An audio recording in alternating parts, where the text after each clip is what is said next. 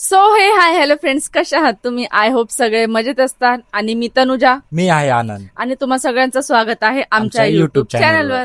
तर फ्रेंड्स, आपण ह्या ब्लॉग मध्ये हे कव्हर करणार आहोत की आपण त्या रूम ओनरचं काय केलं, ते रूमचं काय केलं, ती रूम खाली केली का नाही, त्या आजूबाजूवाल्यांचं काय रिॲक्शन होतं, हे आपण सगळं ह्या ब्लॉग मध्ये कव्हर करणार आहोत. पण त्याआधी आपण एका कमेंटचा रिप्लाय करणार आहोत आणि ती कमेंट अशी होती, ती तनुजा सांगेल. धन्य आहात तुम्ही कमेंट करणाऱ्या ताई. त्याचं तुमचं नाव मी नाही घेणार, पण माहिती आहे तुम्हाला की ही कमेंट तुम्हीच केलेली आहे म्हणून. एक बात सांगा, तुम्ही मला बोलता की तुम्ही अर्ध हिंदी बोलता अर्ध मराठी बोलता, तुम्ही मराठीची वाट लावली अशी करून मला ती कमेंट आलेली आहे. तर मला एक बात सांगा, परत मी बातच बोलणार, कारण की मी लहानपणापासून मी हिंदी शाळेमध्ये शिकलेली आहे, गव्हर्नमेंट शाळेत शिकलेली आहे. दुसरी गोष्ट, मी लहानाची मोठी जी आहे ती सिंधी एरियामध्ये झालेली आहे. हा उल्हासनगर अख्खा सिंधी उल्हासनगर आहे. मी हिंदीमध्ये त्याच्यानंतर पण 11वी 12वी पण मी हिंदी कॉलेजमधूनच केलं आहे. त्याच्यानंतर मी इंग्लिशमध्ये गेले. आणि दुसरी गोष्ट, ह्या उल्हासनगर मध्ये सगळे लोक असेच बोलतात. मी पुण्याचा असल्यामुळे मी थोडी वेगळी भाषा बोलतो, हे पण जेव्हा- ही उल्हासनगरची असल्यामुळे आहे ना, सगळे लोक A to Z लोक आहे ना असंच बोलतात. जेव्हा इतके मोठे मोठे ऍक्टर्स लोक, सेलिब्रिटीज लोक जे मराठी आहेत प्रॉपरली, तरीही ते मराठीचे शब्द त्यांना सुचत नाही एंड टायमिंगला, तर ते लोक इंग्लिश शब्द यूज बोलतात, करतात. मग ते तुम्हाला चालतं. आणि मी मराठीमध्ये बोलता बोलता कधी हिंदीचा वर्ड यूज केला तर तुम्हाला काय एवढा मोठा ऑब्जेक्शन Objection. झाला काय माहिती. आता मला हे तर माझ्या डोक्याच्या तर बाहेर आहे, जसं तुम्हाला वाटतं. तरीही तुम्हाला असं वाटत असेल की मी चुकीचं बोलते, तर ऑफकोर्स मी माझी मराठी जी आहे ती सुधारेल. अजून मी काय बोलू शकते तुम्हाला. ठीक आहे. ओके. तर असं झालं होतं की आम्हाला ना डायरेक्टली त्या रूम ओनर कडे ह्या सगळ्या गोष्टी आम्ही त्याला ऑलरेडी कॉलवर एकदा सांगितलेल्या होत्या. तर त्याचा आवाज आहे ना तेव्हाच बारीक झाला होता. तर मला 100% शुअर झालं होतं की 100% ह्याला त्या रूम बद्दल काही ना काही माहित माहिती आहे, आहे, पण त्याने आणि आम्हाला सांगितलं आम्हाला नाही. सांगितलं नाही. तरीही आम्ही आमच्या मनाच्या समाधानीसाठी आणि आनंदच्या समाधानासाठी आम्ही एकदा परत त्या लोकांकडे गेलो किंवा त्या ब्राह्मणाकडे गेलो ज्यांना माहिती बघतात. असतं, जे बघतात की बाबा ह्याला बाहेरचं झालंय किंवा खरंच काय अशी आणि आम्ही फर्स्ट टाइम आमच्या लाईफ मध्ये तसं कुणाकडे तरी गेलो बरं का. आम्हाला काहीच आयडिया नव्हती, पण आम्हाला 2-3 जणांनी सांगितलं की तुम्ही अशा लोकांकडे जावा हा. आणि ते लोक काय बोलतात ना ते एकदा तुम्ही ऐकून घ्या. तर आम्ही ते बघण्यासाठी एका ब्राह्मणकडे गेलो होतो. आम्ही त्याला गेल्या काहीच सांगितलं नव्हतं, फक्त एवढंच बोललो होतं की ह्यांना काय बाहेरचं झालंय का. त्याने फक्त एवढं यांच्या डोक्यावर हात ठेवला आणि मला कधी या गोष्टींवर विश्वास नव्हता. तरीही मी गेले आणि एकदा माझ्या मनाच्या तसल्लीसाठी विचारायला गेलो आम्ही. तर तो डायरेक्टली हे बोलला की ह्या माणसाचं जे आहे त्या घरामध्ये रक्त वगैरे सांडलं होतं का. तर मी तर डायरेक्टली शॉक होऊन मी डायरेक्टली हा बोलून टाकलं की हो झालं होतं असं. मग ते बोलले मग ज्याचं रक्त सांडलं होतं ना त्याच माणसाला ते पकडणार, याच्या ऐवजी जर तुमचं रक्त सांडलं असतं तर ते तुम्हाला झालं असतं. तर हे ऐकून आम्हाला खूप वाईट वाटलं आणि म्हणजे नाही का खूप असं आम्ही घाबरलो माहिती का त्या घाबरलो. टायमिंगला. तो तसं बोलला ना की म्हणलं आम्ही ह्याला काहीच सांगितलं नाहीये, तरी पण हा सगळं कसं काय सांगत चाललाय. तो ब्राह्मण इतकं पण बोलला, जर अजूनही 5 मिनिटं जरी तुम्ही लेट केलं असतं, काय केलं असतं ना, तर मग हा माणूस नसता वाचला. कारण की असे खूप सारे केसेस होतात आमच्याकडे, खूप लोक येतात. त्या ब्राह्मणने डायरेक्ट सांगितलं ते की जे ऐकून आम्ही परत शॉक. आम्ही जे ते ऐकलं ना आम्ही परत शॉक झालो. तो ब्राह्मण असं बोलला की त्या घरामध्ये अख्खी फॅमिली आहे.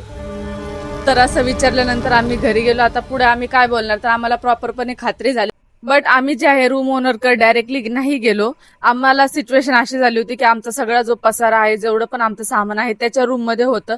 जर आम्ही त्याला बोललो की आम्हाला रूम खाली करायचं, आम्हाला तिथे नाही राहायचं, तर आम्ही इमिडिएटली ते सामान कुठं ठेवणार. त्यामुळे आम्ही 1-2 दिवसाचा गॅप घेतला. थोडे ब्राह्मण वगैरेला विचारून थोडी पूछताछ आम्ही केली. आणि माझी मम्मीचं आणि पप्पाचं त्यानंतर असं म्हणणं होतं की आता तुम्ही बदलापूरमध्ये राहू नका, एवढं मोठं इन्सिडेंट तुमच्या बरोबर झालंय.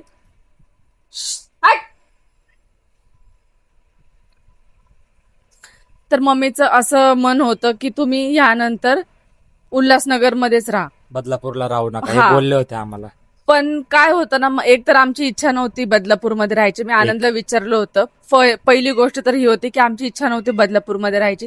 तरीही मी मम्मी पप्पाचं ऐकून, मम्मी मला बोलली मी 1-2 जागेवर रूम वगैरे आहेत, आपण जाऊ तिथे बघू. म्हटलं ठीक आहे. आम्ही खूप ठिकाणी फिरलो त्याच्या दुसऱ्या दिवशी उल्हासनगरमध्ये फिरलो होतो आम्ही. उल्हासनगरमध्येच आम्ही 2-3 ठिकाणी फिरलो रूम बघण्यासाठी. पण उल्हासनगरमध्ये सिरियसली फ्रेंड्स रूम इतक्या महाग आहेत आणि खूप कॉस्टली आहेत. आणि आमचं एवढं रेटने बजेट पण सुद्धा. नव्हतं.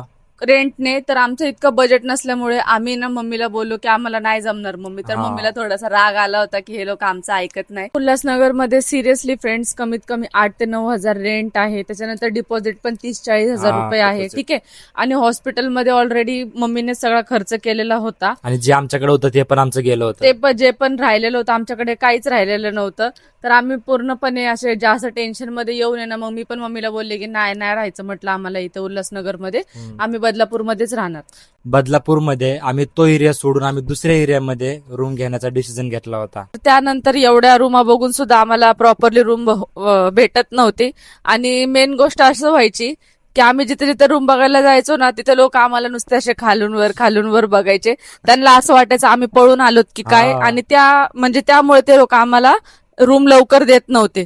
तर आम्ही 3-4 जागेवर असंच आमच्या बरोबर झालं. तर मग आम्ही डिसिजन घेतला की जे पण होईल म्हटलं आपण एक काम करू, आपण सेल्स ऑफिसला जाऊन एजंट बघू आणि आपण त्याला हवं तर थोडे पैसे देऊ आणि आपण त्यालाच बोलू की आम्हाला रूम दाखवत. असं फिरता फिरताच मग आम्ही बदलापूरच्या ईस्ट साइडला रूम बघितला. तो त्या एरियाचं मला नाव नाही माहिती की काय होतं. मला आठवतं. हा बोला. त्या एरियाचं नाव होतं भोसले नगर. तर त्यानंतर मध्ये सेल्स ऑफिसमध्ये गेलो. त्याला आम्ही असं सांगितलं की आम्हाला रूम पाहिजे. त्यांनी विचारलं आम्हाला. आम्ही त्याला कारण की एवढ्या मोठ्या रूम मध्ये ऑलरेडी आम्ही राहून आलो होतो तर आमची अजिबात इच्छा नव्हती की मोठ्या रूम मध्ये राहायचे म्हणून. तर मी त्याला बोललो की आम्हाला 1 RK हवाय फक्त. 1 RK किंवा सिंगल रूम असली तरी चालेल. पण तो बोलला एजंट आम्हाला नाही, तुम्हाला इथे जो आहे 1 RK नाही मिळणार कारण बदलापूरमध्ये 1 RK खूपच कमी आहे. तुम्हाला 1 BHK 2 BHK मिळेल. तर मग मी आनंदकडे बघितलं, म्हटलं काय करायचंय. तर मग आनंद म्हणले एक काम करू आपण बघून तर येऊ की काय काय नाही. कारण की मी ऑलरेडी एवढं घाबरलेली होते ना. मला आता ते मोठे रूम बोलले कस तरी माझ्या अंगाला काटा येतो. आता नको वाटतं मला. तरी पण आम्ही गेलो. तरी पण मी आनंदचं ऐकून गेले एकदा रूम बघायला. तर गेलेच तो रूम आम्हाला इतका आवडला. 1 BHK होता. 7th फ्लोअरला होता तो. 7th फ्लोअरला. आणि त्याचे विंडोज जे आहेत म्हणजे त्या रूम मध्ये गेले इतका वेगळी सनलाईट येत होता. फ्रेंड्स पण ते आम्ही घरामध्ये गेलो होतो. त्या घरामध्ये गेल्याच आम्हाला एवढी छान वाईब यायला लागली ना. सगळीकडून उजेड येत होता. आणि जी ह्याच्या आधीची जी रूम होती ना फ्रेंड्स त्याच्यामध्ये थोडा सुद्धा उजेड येत नव्हता. माहिती नुसता अंधार असायचा. नुसता अंधार असायचा. मग ही रूम बघितल्याच आम्हाला खूप आवडली होती. त्या रूमला तरी मी मम्मीला दाखवायला घेऊन गेले होते. पण ही रूम जेव्हा आम्ही बघितली त्याला डिपॉझिट वगैरे आम्ही विचारलं, भाडं वगैरे विचारलं. कारण की रूम आम्हाला खूप आवडली होती. मला पण आवडली होती पण मला भीती वाटत होती. मी म्हटलं आनंद कसं, तर मला बोलायची काय घाबरायची गरज आहे. एवढ्या मोठ्या विंडो होत्या त्याला, इतक्या मोठ्या स्लायडिंग होत्या हॉलला सुद्धा, बेडरूमला सुद्धा आणि किचनला सुद्धा होता. आणि आजूबाजूला थोडी चेहलपेहल होती. तर म्हटलं ठीक आहे. तर आम्ही त्याला रेंट विचारला तर तो आम्हाला 3.5 रेंट बोलला. तर ते आमच्या बजेटमध्ये होतं. कुठे 8-9 हजार बजेट उल्हासनगरमध्ये आणि कुठं 3.5 रेंट बदलापूरमध्ये. तर आम्ही एग्री झालो तिथेच. पण आम्ही त्याला आमची एक कंडिशन सांगितली की डिपॉझिट आमच्याकडे नाहीये. तो आम्हाला त्यावेळेस 15,000 डिपॉझिट बोलला होता. तर मी म्हटलं हे बघा डिपॉझिट तर माझ्याकडे नाहीये. मी तुम्हाला जास्तीत जास्त 5,000 आता देऊ शकते. जर तुम्ही थांबत असाल तर मी तुम्हाला महिन्याला करून 5-5 हजार रुपये देऊन टाकील. तर तो एका मिनिटात एग्री झाला एजंट. आणि बोलला मग हो ते सगळं ठीक आहे पण माझं पण एक भाडं असेल. म्हटलं हो आता ते तर कळालंच आहे आम्हाला म्हटलं. तर मग म्हणलं ते सुद्धा मी तुम्हाला नेक्स्ट मंथ मध्येच देईल म्हटलं कारण एवढं माझ्याकडे आता नाहीये. तुम्ही एग्री होत असाल तर ठीक आहे. तर तो एग्री झाला. त्यानंतर आम्ही घरी गेलो. मम्मीला सांगितलं, मी पप्पा कामावर होते, मम्मीला सांगितलं असं असं आहे. तर मम्मीला राग आला होता. मम्मी आमच्या बरोबर नीट बोलत नव्हती कारण की त्यांचं म्हणणं होतं उल्हासनगरमध्ये राहावं. मग तिथे रूम बघितला होता. त्याच्यानंतर मी म्हटलं आता मम्मीने काय रिप्लाय त्याच्यानंतर मला केलाच नाही. मग दुसऱ्या दिवशी आम्ही उठून सगळ्यात आधी गेलो. तर कोणाकडे गेलो, त्या आधीच्या रूम ओनरकडे गेलो आणि त्याला आम्ही सांगितलं. त्याला आम्ही लय झापलं. आम्ही त्या एजंटला कॉल केला आणि त्याला म्हटलं तुम्ही आताच्या आता म्हटलं त्या रूमवर या आणि आमचे पैसे रिटर्न देऊन टाका. पण जसंच आम्ही त्या सोसायटीमध्ये एंटर केलं, बापरे अशी भयानक वाईब येत होती ना.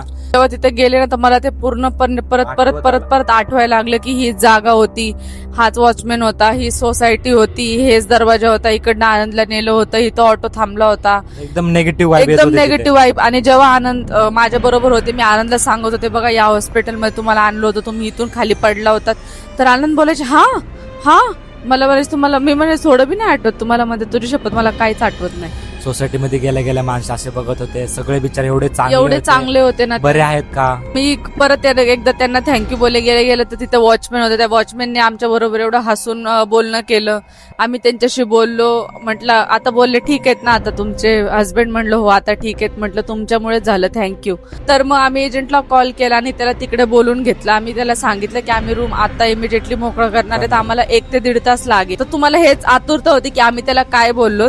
तर आम्ही त्याला हे बोललो, तुमच्या रूम मध्ये काहीतरी होतं, तुम्ही आम्हाला सांगितलं पाहिजे होतं ना. जर माझ्या नवऱ्याला काय झालं असतं, त्यांच्या जीवाला काय झालं असतं, ते कोणावर आलं असतं. त्या माणसाच्या तोंडातून एक सुद्धा आवाज नाही, फक्त एवढं बोलते असं काही नाही रूम मध्ये. म्हटलं असं काही नाही, आम्ही 4 लोकांना विचारून आलोय की काय झालं होतं का. तर ते लोकांनी आम्हाला सरळ सांगितलं की त्या रूम मध्ये काहीतरी होतं म्हणून तुमच्या बरं असं झालेलं आहे. आणि जर तुम्ही अजून 1 दिवस पण तिथं रात्र राहिला असता तर तुमच्या जीवाशी काही ना काही तुमच्या बरोबर झालंच असतं. आणि त्याला आम्ही सांगितलं की तिथले म्हणजे जे हॉस्पिटल मधले रिपोर्ट वगैरे होते ना ते सगळे नॉर्मल. त्या घरामध्येच काहीतरी आहे, तर त्याच्या तोंडामधून आवाजच नव्हता, नाही. आणि सायलेंट, एकदम सायलेंट. आणि दुसरी गोष्ट तर बोलतो तुम्ही आजूबाजूवाल्यांना विचारा ना. म्हटलं हा जाते ना लगेच, म्हटलं मी बाजूवाल्याला विचारायला. तर मी त्या काकूच्या घरी जेव्हा गेले विचारायला, कोणती काकू? तीच काकू जी घरामध्ये येत नव्हती. तिथं विचारलं, म्हटलं काकूला बोलवा, कारण की त्यांची सून होती घरामध्ये. तर ते बोलली की मम्मी नाही येत, मम्मी तर गावाला गेलेत. म्हटलं गावाला गेलेत. तर जेव्हा हा इन्सिडेंट सगळा झाला होता तेव्हा ती व्यक्ती तिथं होती, ठीक आहे. त्याच्यानंतर जेव्हा मी तिला विचारायला गेले तेव्हा ती मला म्हणते की माझ्या सासूबाई त्या गावाला गेलेत. म्हणलं असं कसं, 2-3 दिवसापूर्वी तर होते जेव्हा एवढा मोठा इन्सिडेंट आमच्या बरोबर झाला. तर ते म्हणते ते मला माहिती नाही, आणि तिने दरवाजा लावून घेतला आमच्या तोंडावर. ह्याच्यावरूनच आपल्याला समजतंय ना की बाबा 100% त्या घरामध्ये काय होतं. त्यांना काय वाटलं आता हे लोक आमच्यावर केस करतील, आम्हाला पोलीस कंप्लेंट करतील की आम्हाला माहिती होतं तुम्ही बाजूवाले येतं, किंवा ह्याच्या आधी जर खरंच त्या घरामध्ये काय झालं असेल तर आमच्याकडून चौकशी करतील, मग आता लय मोठा मॅटर होईल, असं तसं त्यांना वाटलं. पण आम्ही समजून गेलो ना, आम्हाला कोणाला बदनाम वगैरे करायचं नव्हतं. माझ्या नवऱ्याचा जीव वाचला, मला एवढंच पाहिजे होतं. त्याच्यानंतर मग आम्ही एवढं बोलून मी आनंदकडे बघितलं, म्हणलं बघितलं 100% या घरात काय ना काय होतं ना. तर आनंद बोलले हा.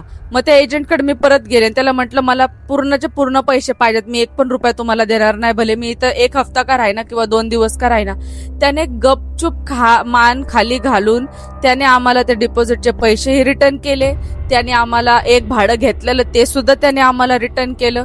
म्हणजे की किती हदपर्यंत म्हणजे नाही का माणसं खोटं बोलू शकतात, पैशासाठी एवढे खाली पडू शकतात. दुसऱ्याच्या जीवाशी त्यांना काही घेणं देणं नाही, त्यांना काहीच मतलब नाही तरुणा, त्यांना फक्त पैशाची मतलब असतो अशा लोकांना. पैसे ओनर असून ओनर इथं बसल्या एजंटला लावतात.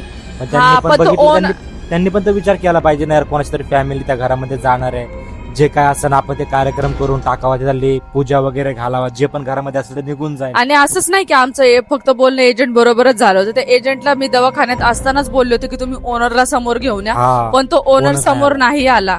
जेव्हा मी त्याला बोलले काय झालं, जेव्हा आम्ही तिथे पैसे घ्यायला त्याच्याकडे गेलो, म्हटलं तुम्हाला मी बोलले होते रूम ओनर बरोबर मला बोलायचं. तर तो बोला रूम ओनर मुंबईमध्ये नाहीये, तो आउट ऑफ मुंबई आहे. म्हणजे त्याच टायमिंगला तुम्हाला लोकांना आजूबाजूला गावाला पण जायचंय, तुम्हाला रूम ओनरला आउट ऑफ मुंबई जायचंय.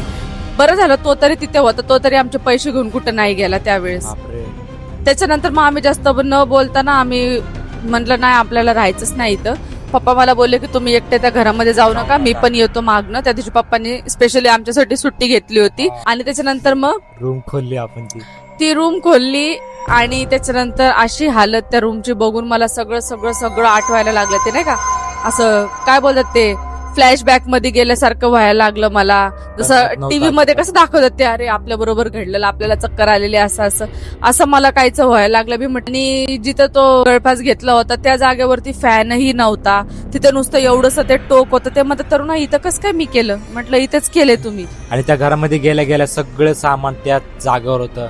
तिथे चायचा 1 कप होता, सगळं असं म्हणजे वेगळंच वाटत होतं त्या घरामध्ये तो मी आनंदच्या तोंडावर ग्लास वगैरे पाणी वगैरे टाकलेलं, तो ग्लास तिथं पडलाय, तो चाकू वाकडा झालेला तिथं पडलाय, ती साडी फाटलेली पडलेली, साडी सुद्धा अर्धी लटकलेली वर, अर्धी खाली. घरामध्ये वेगळीच वाईब येत होती. बापरे, त्या घरामध्ये गेल्याच हातपाय थरथर कापत होते. असं वाटत होतं की ही रूम आहे ना 1 तासाच्या ऐवजी 5 मिनिटात खाली करावं. आणि आम्ही तेच केलं. आम्ही मग त्या दिवशी डिसाईड केलं. पप्पाने तो रूम बघितला. पप्पा आम्हाला अक्षरशः एवढे ओरडले. म्हणलं तुम्हाला अकलेचा काय भाग आहे का नाही? तुम्हाला बघता बघताच हे घर कसं वाटतं, एकदम अंधार अंधार, या घरामध्ये वेगळीच वाईब येते. आणि फक्त 2 ते 3 दिवस ते घर बंद असेल तरी पण त्या घरामध्ये परत एवढी माती झालेली, एवढी धूळ झालेली, अक्षरशः त्याचे विंडोज डोर सगळे बंद असं होते तरी पण. तर म्हटलं आता आपली चुकी आहे, बरोबर आहे, तर पप्पा जे बोलते ते ऐकूनच घ्यावं लागेल, आपल्याकडे काय पर्याय नव्हता. ऐकून घेतला आणि फटाफट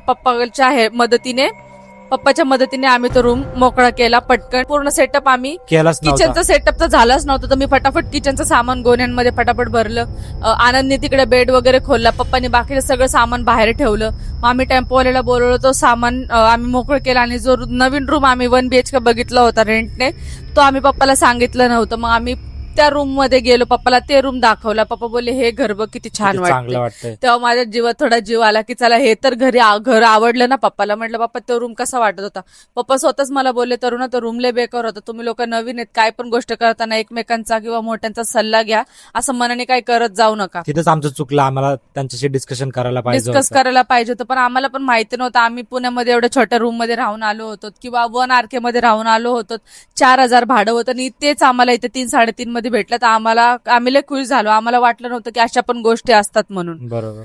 तर त्यानंतर मग त्या 1 BHK मध्ये सगळं सामान वगैरे 7th फ्लोअरला पप्पाने आणि आनंदने आम्ही तिघांनी शिफ्ट केलं. आणि आम्हाला पप्पा बोलले की प्लीज यानंतर नीट राहा, काय झालं तर आम्हाला लगेच कॉल करा, एक तर तुम्ही इतके लांब राहतात.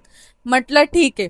एवढं सगळं केल्याच्या नंतर आनंद एवढी तरी नव्हती आनंदच्या अंगामध्ये, तरी पण आनंदला, कारण की एवढ्या सुई इंजेक्शन दिल्याच्या नंतर, एवढ्या गोळ्या चालू असल्याच्या नंतर ऑब्व्हियसली माणसाची बॉडी कमजोर होणार.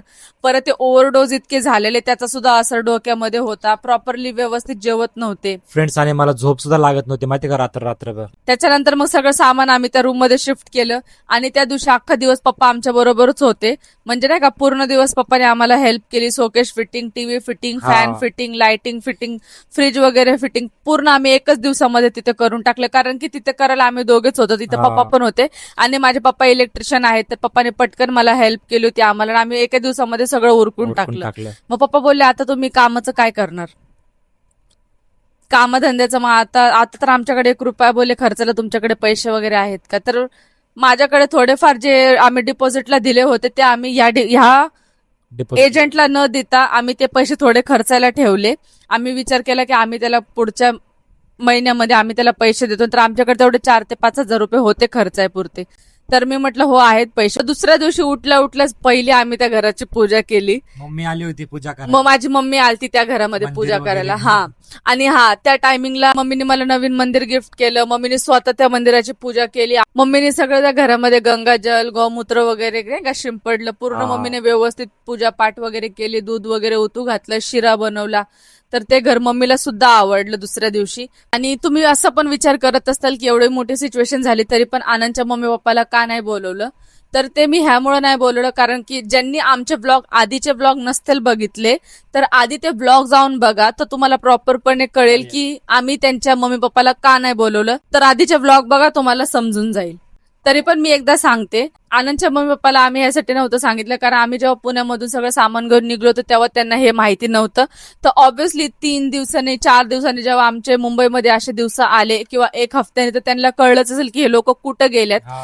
त्याच्यानंतर त्यांनी आम्हाला खूप कॉल वगैरे लावायचा प्रयत्न केला, पण आनंदचा मोबाईल, सिम कार्ड सगळं हरवल्यामुळे आमच्या आणि त्यांचा काहीच कॉन्टॅक्ट होत नव्हता. आणि मला करायचंही नव्हतं त्यांच्या. तर मी त्यांना बोलले होते की तुम्ही एकदा तुमच्या घरच्यांना सांगा असं झालंय. ते मला बोलले काय गरज नाही, काय नको सांगू त्यांना. कारण त्यांना पण सांगितलं असतं ते आम्हालाच खवळले असते की तुम्ही कशाला गेलात. म्हणजे ते आम्हालाच बोलले असते की तुम्ही का गेलात, तुमच्यामुळेच झालं, तुम्ही तुमच्या हाताने केलं. मग हे सगळं आम्हाला ऐकायचं नव्हतं म्हणून आम्ही बोललो की नाही, त्यांना पण हे काय सांगायचं नाही. कारण की ऑलरेडी आम्ही आमच्या मम्मी पप्पाचं खूप ऐकून झालं होतं. कारण की ज्या दिवशी आनंदला हॉस्पिटलमधून घरी नेलं तेव्हा पप्पानी असं बसून नीट नाटकं व्यवस्थित विचारलं होतं, कारण पप्पाला काहीच माहिती नव्हतं ना काय झालं होतं. तर आम्ही सगळं व्यवस्थित सांगितलं. 98% लोकांनी एवढ्या छान कमेंट केल्या. खूप हे लोकांबरोबर रिलेट झालेलं, हे लोकांबरोबर रिअली झालेलं आहे.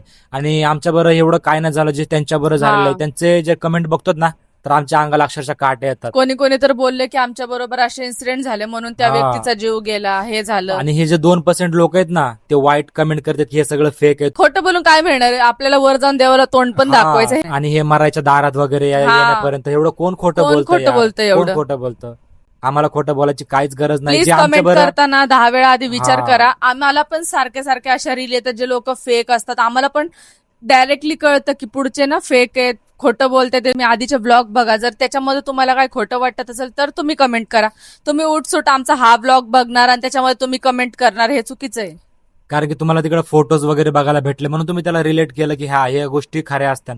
पण इथं फोटोज वगैरे आम्ही नाही काढलेले. मला थोडी माहिती होतं आमच्या बरोबर असं होणार आहे, हा. जे की आम्ही फोटो काढून आणि त्या ठेवावं. टायमिंगला आम्ही जर ब्लॉगिंग करत असतो ना, तुम्हाला अख्खा व्हिडिओ दाखवला असता आम्ही. पण त्या टायमिंगला आम्ही ब्लॉगिंग पण नव्हतं करत. आणि जे 2% लोक आहेत ना, एक खराब कमेंट करणाऱ्यांना, हे ज्याच्या फॅमिली बरं होतं, ज्याच्या बरं होतं ना, त्यालाच कळतं त्या गोष्टी की काय असतात. म्हणजे मम्मी पप्पा रूम बघून गेल्याच्या नंतर आम्हाला तसल्ली झाली, तर आम्ही खूप खुश झालो. म्हटलं आता इथून पुढे आमचा संसार सुखद होईल, खूप छान होईल.